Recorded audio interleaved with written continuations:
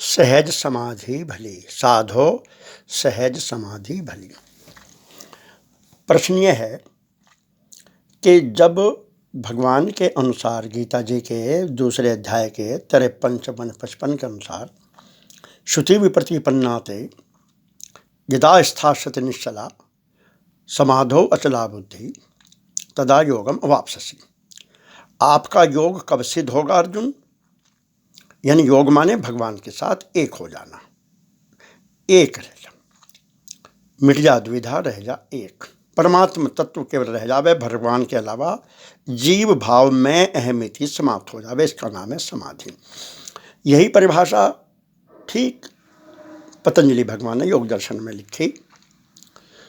विभूति पाद के यानी तीसरे पाद के तीसरे सूत्र में, तदेव अर्थमात्र निर्भासम स्वरूप शून्यमिव समाधि।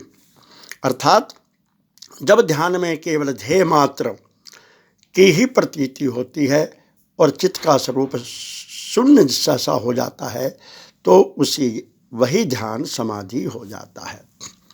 तात्पर्य क्या हुआ? जब हमारे संज्ञान में, हमारे वृत्तियों में, हमारे ज्ञान में केवल एक ही तत्व परमात्मा ही परमात्मा तत्व सच्चिदानंद घन ही रह जावे, उसके अलावा वृत्ति और कहीं ना जावे, बाकी शेष वृत्तियों का निरोध हो जा, कुंठित हो जाना, इसी का नाम वैकुंठ है।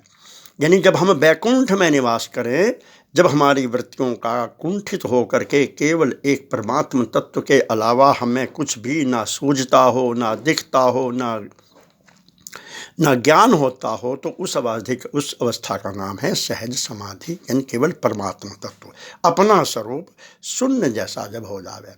तो प्रश्न अर्जुन ये करते हैं, जो काम की बात है व्यवहारिक, 54वें श्लोक में दूसरे अध्याय के, स्थित प्रज्ञ से का भाषा समाधिस्तस्य केशव स्थित धी किम प्रभासेत किम आसीत वर्जेत किम। अर्थात अर्जुन ने पूछा, भगवान स्थित प्रज्ञ के क्या लक्षण हैं? यानी जो समाधि में स्थित हो गया, सहज समाधि केवल परमात्मा तत्व ही देखता है, तो हे केशव वो किस प्रकार बोलता है? यानी वो फिर क्या बोल लेगा? किम आसीत, फिर वो बैठेगा या नहीं बैठेगा, तो कहाँ बैठेगा, किस में बैठेगा, वो तो रहा ही नहीं। वर्जेत किम, फिर वो चलेगा तो कैसे चलेगा, कब चलेगा, कहाँ चलेगा, कितना चलेगा, यानी किस में वो गति करेगा, क्या स्थिति होगी उसकी, गति किस में होगी, क्या बोल लेगा वो? ये अर्जुन ने प्रश्न किया। तो इस पर उत्तर भगवान ने बहुत सुंदर दिया 55वें श्लोक में दूसरे अध्याय के, प्रजाहाति यदा कामान सर्वार्थ पार्थ मनोगतान आत्मनि एव आत्मना तुष्ट इससे प्रज्ञा तदा उच्यते। प्रजाहाति यदा कामान सर्वान पार्थ मनोगतान। हे अर्जुन, जब कोई अपने मन में से तमाम कामनाओं को, यानी कामनाओं मतलब क्या, कि राम के अलावा, अन्य परमात्मा के अलावा जितने भी अन्य शब्द उसके पास हैं उन सब को निकाल देता है, डिलीट कर देता है। प्रजाहति यदा कामान सर्वान पार्थ मनोगतान, उसको राम के अलावा और कोई शब्द या कोई अर्थ ना सूझता हो। राम अलावा क्यों कुछ दिखता, राम अलावा क्यों कुछ लिखता, राम अलावा क्यों कुछ कहता, राम अलावा क्यों कुछ सुनता, राम अलावा क्यों कुछ गुनता। जब स्थिति ये हो तब उसकी भगवान कहते हैं फिर क्या होगा वो? आत्मनि एव आत्मना तुष्ट, तब वो परमात्मा से ही, परमात्मा में ही और परमात्मा में ही रमण करेगा, उसी में प्रसन्न, उसी में संतुष्ट होगा, उसी में रहेगा, उसके अलावा अन्य कहीं नहीं जा सकता। यानी उसको केवल राम ही दिखाई देगा, राम में ही वो चलेगा, राम ही बोलेगा, राम ही करेगा, राम में ही विचरेगा, राम के अलावा, राम में ही बैठेगा, उसको राम के अलावा, परमात्मा के अलावा कुछ भी नहीं सूझेगा, न दिखाई देगा। सो अनन्य जाके असीमत न टरे हनुमंत, मैं सेवक सचराचर रूप स्वामी भगवत, केवल वासुदेव सर्वमिति सर्वम खलविदम ब्रह्म तजला नीति।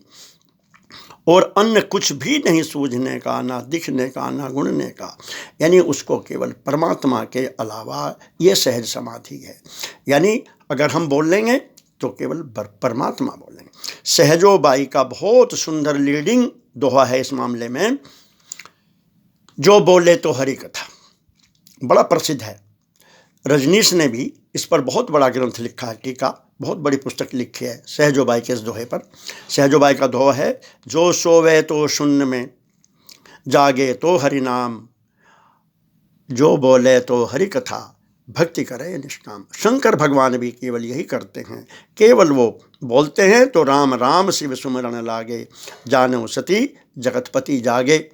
और नहीं तो लगे कहन हरि कथा रसाला, दक्ष प्रदेश भय तहि काला।